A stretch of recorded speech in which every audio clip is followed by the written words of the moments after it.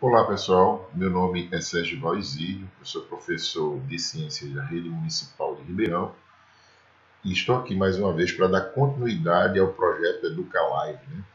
Lembrando que ainda estamos no período de afastamento social, ainda nós não retomamos as aulas presenciais e gostaria também de mandar um abraço a todo o pessoal da Escola Sônia Lustosa, a todos os integrantes da escola, desde a secretaria, o pessoal que compõe também os serviços gerais, a direção da escola, os meus colegas professores que estão aí nesse momento também se reinventando para mandar essas aulas para vocês. Dizer a vocês que evitem ainda essa situação de aglomeração, né? A gente sabe que o Estado voltou, liberou algumas instituições para voltarem às atividades, mas essas atividades estão sendo retomadas de forma gradativa. Então, tenham muito cuidado, a gente ainda não sabe como se portar com relação a essa doença, mas tenham muito cuidado. Cuide bem dos entes queridos, porque a doença ainda está entre nós. E hoje a gente vai falar um pouquinho para o pessoal do sexto ano, né? Lembrar a respeito desse equilíbrio corporal, como a coisa acontece, quando se utiliza, digamos assim, alguns entorpecentes, algumas drogas, como o corpo da gente se sente, se comporta, eu poderia dizer assim, como é essa história de que parte do corpo é responsável por esse equilíbrio. Então a gente vai falar um pouquinho para o meu pessoal de ciências do sexto ano, tá bom, pessoal? Vamos lá, vamos começar para a gente poder entender melhor. Ó, existem, na verdade, alguns órgãos dentro do nosso corpo humano que são responsáveis pela recepção, pelo equilíbrio, e a gente vai tentar entender como eles se manifestam ou como eles se comportam, eu diria assim. Os canais semicirculares e essa percepção do que nós entendemos por movimento, esse deslocamento, essa vontade de ir para lá ou para cá, ou de, às vezes a gente está sentado e quando levanta de uma maneira muito abrupta, muito rápida, a gente sente um pouco de tontura quando a gente faz uma mudança no corpo. A gente sente um pouco de vertigem, assim, parece que tudo está saindo do lugar ou as coisas na cabeça da gente não funcionam direito. Então, esses canais semicirculares, eles estão relativamente relacionados com a percepção desse movimento que o nosso corpo trabalha, que o nosso corpo executa. Quando a cabeça de um vertebrado se movimenta, somos nós aí, a inércia, esse período de parado que a gente passa, esse líquido do interior dos canais semicirculares, ele exerce uma pressão, que fica localizada nos nossos ouvidos, né, sobre a massa gelatinosa que envolve os cílios das células sensoriais, localizadas nas ampolas que ficam dentro da nossa cabeça. A pressão faz com que os cílios se curvem, estimulando assim essas células a gerar impulsos nervosos e a transmitirem para o nosso cérebro, para o nosso encéfalo, eu diria assim. Então, assim, na prática, a gente pode dizer que na hora que você faz um movimento, você se encontra parado, você faz um movimento muito rápido de mudança de estado, está sentado, ou pula, ou cai, ou levanta, ou a gente tem uma sensação de estar um pouquinho desequilibrado, porque existe um líquido no interior nossos ouvidos, que a gente vai entender agora, que a gente chama das ampolas, desses canais semicirculares, que se mantém em equilíbrio. E na hora que a gente perde esse controle, a gente fica com a falsa sensação de que vai cair, que a gente não vai conseguir se equilibrar direitinho para se movimentar, tá bom? Então, assim, na verdade, esses canais semicirculares, eles funcionam no interior dos nossos ouvidos. Aí a gente tem o fato de falarmos desse equilíbrio por conta do que nós escutamos na audição. O ouvido externo, o ouvido médio, o ouvido interno. E a gente recebe essas vibrações de acordo com aquilo, com a entonação e de acordo com o timbre, com o volume desse som, e a gente vai assimilando aos poucos no interior da nossa cabeça. Se a gente recordar um pouquinho a velocidade constante, o líquido que vai no interior desses canais, ele se movimenta de acordo com essa pressão que a gente exerce nessas células sensoriais. E a gente acaba parando de maneira brusca ou se movimentando, ou quando a gente faz ou executa um rodopio ou fica girando, né? E esse equilíbrio, esses líquidos dessas células, eles acabam se movimentando, né? E acabam saindo desse estado parado que a gente já fala de inércia. E aí dá essa sensação de tontura, às vezes em nós. Essa sensação resulta desse conflito, dessas percepções, de que você estava parado, de que você se movimentou. E os nossos olhos acabam informando esse sistema nervoso, ao nosso sistema nervoso, para que a gente possa parar de rodopiar, parar de rodar, para que a gente mantenha esse equilíbrio. Até mesmo os bailarinos, quando eles começam a executar essa função de ficar rodopiando, circulando, rodando muito, eles também têm o mesmo sentimento, a mesma sensação da falta de equilíbrio. Porém, com a prática deles, eles acabam se melhorando, se movimentando melhor e, a partir daí, sim, fazendo um movimento mais adequado ou mais tranquilo por conta do treino, por conta da agilidade nesse treino. Mas se uma pessoa normal não conseguir naturalmente realizar esses movimentos, vai sentir a mesma sensação de tontura, o mesmo mal-estar, e esse desequilíbrio vai acontecer.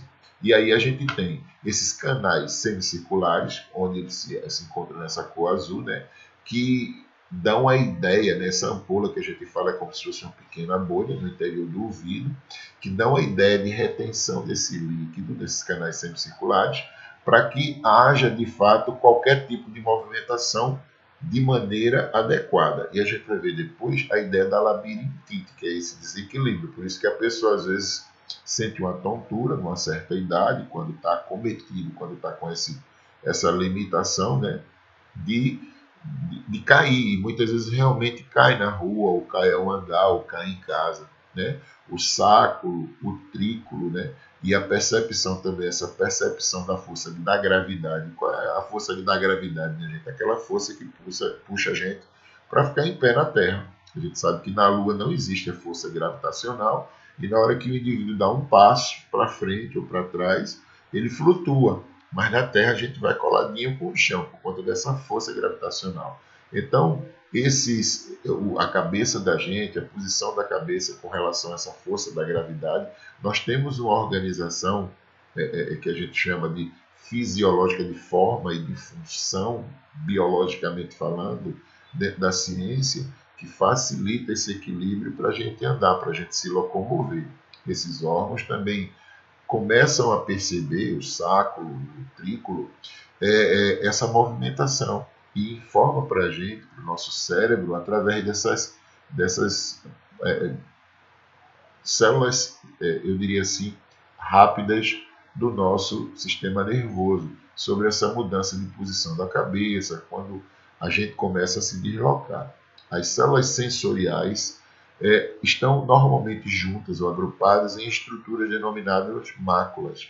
Essas são recobertas por uma camada bem gelatinosa, sobre a qual ficam aderidas pedrinhas de carbonato de cálcio, que são os otólios. Então, assim, tem bem alguns nomes bem diferentes, porque não são comuns ao nosso dia a dia, mas a gente está vendo aí, tecnicamente falando, que tudo isso que eu estou comentando, a gente está conseguindo visualizar nesses canais, onde ficam esses utrículos, o sacro, a cúpula, tudo em uma questão de distribuição dentro da nossa cabeça, para que a gente mantenha o equilíbrio ao andar, para que a gente possa manter o equilíbrio ao correr, para que a gente tenha essa ideia de deslocamento com facilidade. As máculas ficam posicionadas em diferentes graus de inclinação em relação ao corpo, de tal forma que quando uma está em posição horizontal, uma outra fica em posição vertical. Então, assim, elas ficam na horizontal, na vertical, para manter o equilíbrio da gente. Mudança de posição da cabeça faz com que essa força da gravidade atraia os otólitos, né, e estimule esses cílios de células sensoriais a se locomoverem, a dar essa condição para que a gente continue também em equilíbrio. Então, esses impulsos nervosos que são produzidos nas máculas, que são as células específicas para receber essas informações dentro da nossa cabeça, permitem calcular a ideia exata de orientação dessa força da gravidade. E aí nós vamos perceber que o que está em cima, o que está embaixo, a velocidade desse deslocamento, como ela pode ser executada, em que momento ela deve ser executada. Outros órgãos que também contribuem para o nosso equilíbrio seria essa, eu diria assim, né, a parte do ouvido interno, né? Além da posição da cabeça, o encéfalo da gente, a massa que tem dentro da cabeça da gente, também calcula essa posição relativa ao pescoço com relação ao deslocamento e os movimentos de equilíbrio que as pernas e os braços acabam realizando de uma forma sincronizada e que nós normalmente nem nos damos conta, nem percebemos. Isso é feito a partir de informações transmitidas por células proprioreceptoras, né, que a gente chama, são específicas para entender esse deslocamento, que ficam nos músculos, nos tendões e até mesmo em alguns órgãos internos. Então aí a gente tem uma ideia do que acontece dentro do ouvido, as células que são específicas dentro do ouvido, como é se manifestar quando a gente escuta, quando a gente recebe uma informação, e para que esse deslocamento que é realizado pelo restante do corpo, ele não aconteça de forma aleatória, para que a gente não consiga perder o equilíbrio simplesmente ao andar. Os olhos também participam desse sentido de equilíbrio. As imagens que são captadas são combinadas dentro da nossa cabeça, do encéfalo, com as informações que também vêm do ouvido interno. E normalmente essas informações elas coincidem, elas chegam ao mesmo tempo, fazendo com que haja uma coordenação, eu diria assim, dentro da cabeça da gente, como a gente vai visualizar, como a gente vai entender, como a gente vai captar e também como nós vamos, eu diria assim, executar esses movimentos.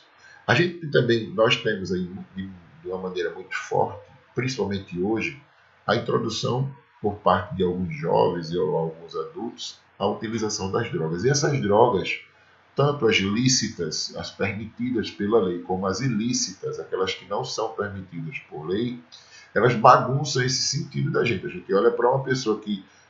como assim, professor? A gente olha para uma pessoa que acabou de tomar umas gororoba lá e vê que ele não consegue caminhar em linha reta. Ele perde a sensação do equilíbrio. É por isso que as autoridades, eu diria assim, de trânsito, proíbem quem bebe pegar o volante de um veículo, de uma moto e sair por aí dirigindo, porque a sensação, o sentimento entre o equilíbrio, essas células semicirculares do nosso ouvido, os nossos olhos, as nossas percepções, os nossos reflexos de uma maneira geral, eles ficam totalmente comprometidos. Por isso que essas drogas acabam combatendo, eu diria assim, de forma forte o nosso equilíbrio e comprometendo, para ser mais preciso, nossas ações, nosso deslocamento, nossos movimentos. O aumento do uso de drogas tem se tornado um fato preocupante. A imensa maioria das pessoas acabam, de forma perigosa, sem conhecimento desses graves problemas, utilizando e trabalhando diariamente, se locomovendo, correndo, dirigindo, como eu acabei de falar. Tornam-se assim e necessárias as discussões a respeito da utilização dessa questão da droga. A gente tem o êxtase, né? Na verdade é um comprimido pequeno, o êxtase, que é uma forma ilegal de chegar a prazeres, né? Porque é conhecida como a pílula do amor. Ela tem sido utilizada de maneira muito forte, principalmente entre os jovens. Talvez na nossa região não tanto, porque ela custa um valor relativamente alto, né? E nem todo mundo tem acesso. Ela muitas vezes ela é confundida com outras drogas, mas ela também auxilia nesse processo de euforia, de desequilíbrio, de formação de percepção.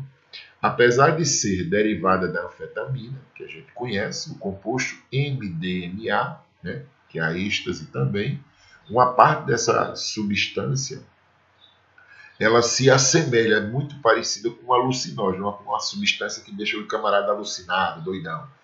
Essa substância atua sobre 3 neurotransmissores. Esses neurotransmissores, na verdade, são substâncias que o nosso cérebro produz que acabam dando uma certa sensação de euforia, prazer. É a serotonina, né, serotonina, a dopamina e a noradrenalina, que são neurotransmissores.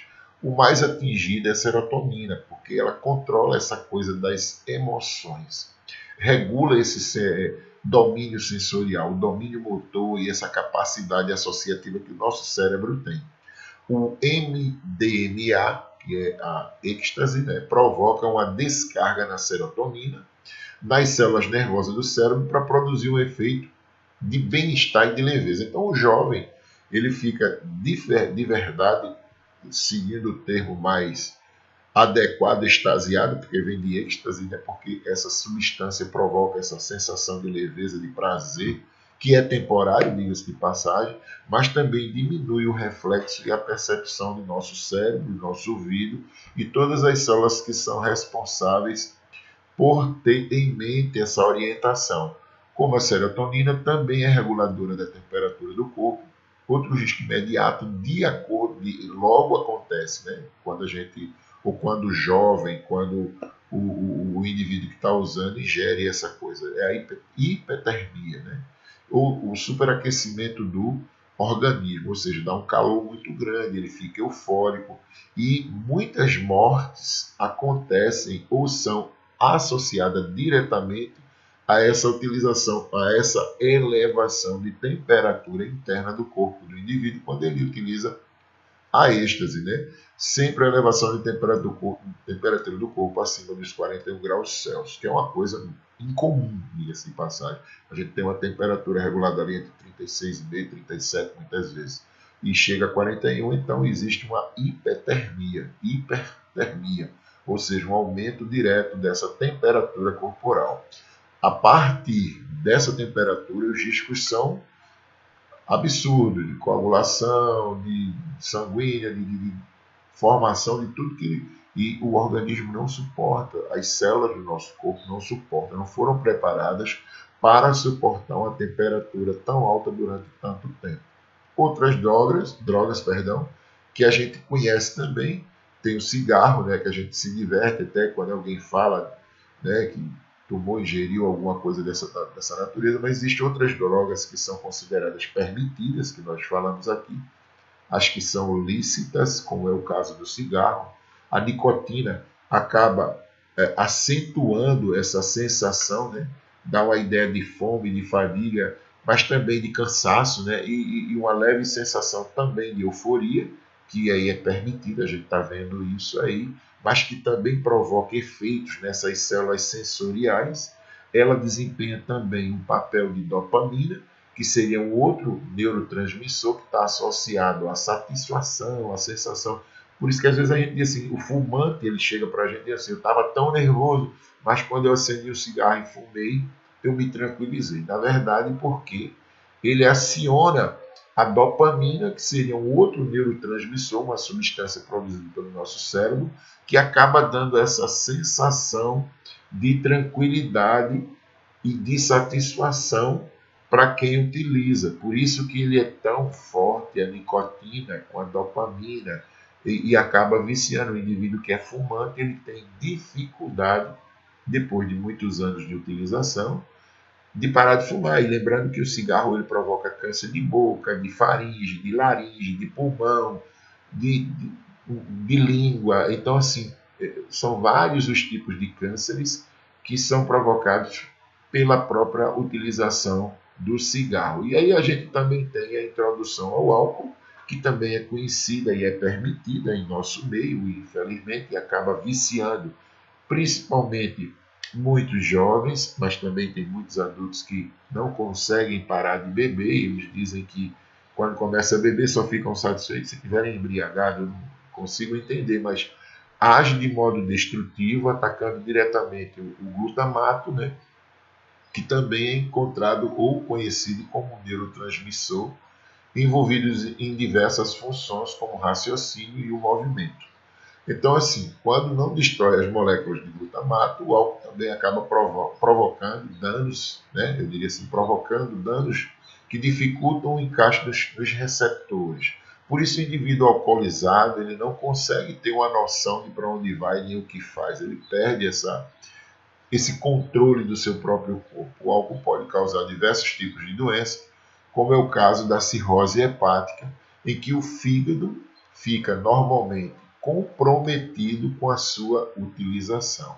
E aí a gente também tem a própria maconha, que é muito comum entre os jovens, infelizmente hoje, eu não condeno não, eu estou só comentando porque, lamentavelmente, também ativa o que a gente chama de THC, né, que é o tetrahidrocannabiol, né, que encaixa-se nos receptores destinados a anandamida, né, que é um neurotransmissor, perdão, porque a palavra realmente é meio complicada de pronunciar, que provoca também euforia, alteração da memória e também provoca uma hipersensibilidade. A maconha utilizada repetidamente depois de alguns anos, depois de algum tempo, ela provoca o que a gente entende como impotência sexual. A cocaína, que também é uma droga ilegal, provoca o aumento da produção da dopamina e a noradrenalina, que são substâncias que a gente entende biologicamente, fisiologicamente, como estimulantes. A dopamina cria essa sensação de satisfação em doses mais altas e até mesmo de euforia. Então, assim, é preciso estar atento a todos os sinais do nosso corpo. A gente entende que esse equilíbrio, essa coisa, essa sensação, muitas vezes está associada a um movimento que a gente faz repentino, mas também está associado muitas vezes ao que é utilizado no dia a dia.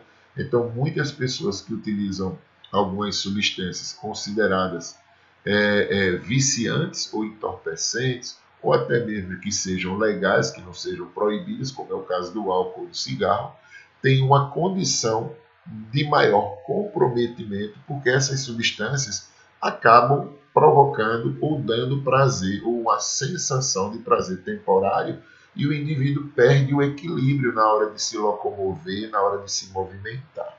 Nós vamos ficando por aqui. Na próxima aula nós vamos continuar o assunto para entendermos melhor os efeitos que essas substâncias também provocam no restante do organismo. Um grande abraço do professor Sergival.